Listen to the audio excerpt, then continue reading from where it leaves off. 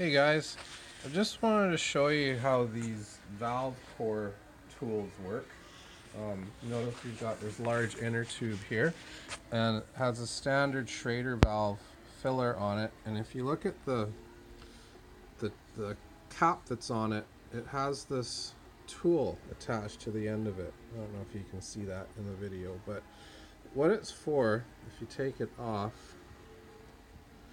is inside the valve there's a spring-loaded mechanism that lets air in but not out. So when you fill this with your pump or at the gas station, the air pressure pushes the valve into the stem and it lets air in, and when air tries to come back out, there's a spring that closes the valve so the air can't get out.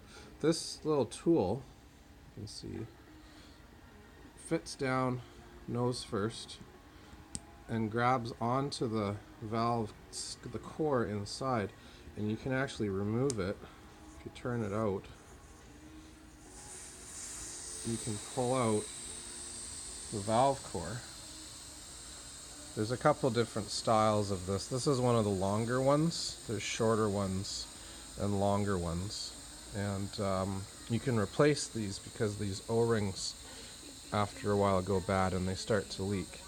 So you can hear it, the air is coming out of the valve right now.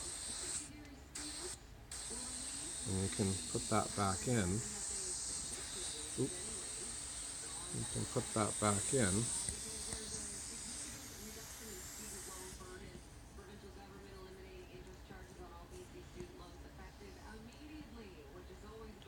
Just like that. And now your valve is tight. So if you ever see one of those on your bicycle or car or in the toolbox and don't know what it's for, that is what it's for.